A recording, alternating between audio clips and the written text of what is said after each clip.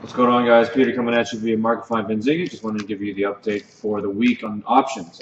We have been in the midst of earnings week, and it's been going well pretty much across the board. Everybody's been relatively beating it in terms of what the street's expectations were.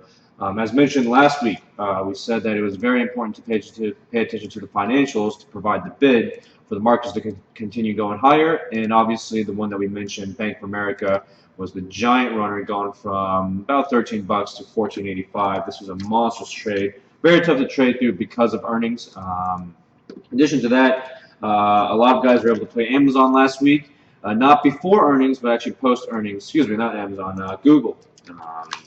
Everybody was actually able to play Google post earnings, and it actually went very, very well.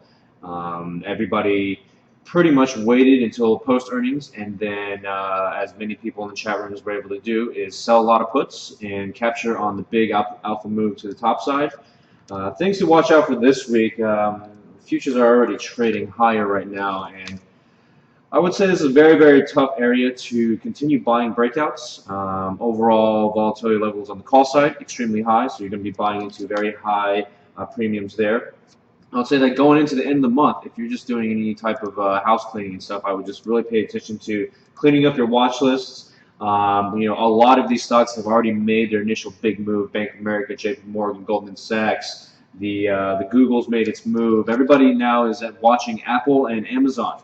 Apple has been has been selling off and not really doing much here for the bulls, not at all. So everybody's kind of watching out to see how Apple earnings are going to come out. Amazon's coming out on Thursday.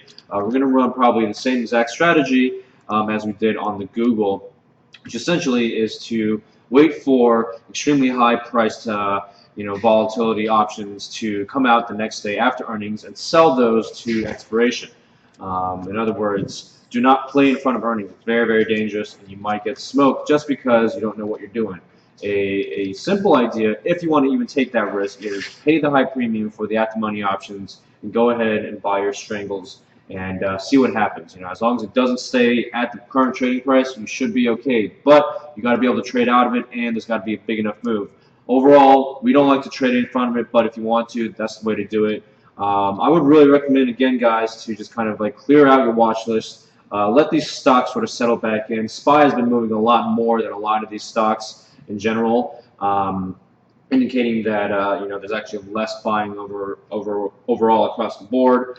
Again, I'm looking for a pullback on the SPY. Still in bullish mode, but I would not be buying breakouts. I would only be playing post-earning sessions, and in addition to that, probably just buying dips from here on out. But still, going to the end of the month, everybody should have some really nice gains, and hopefully you're able to hold on to them. Again, this is Peter with Benzinga Market 5 over.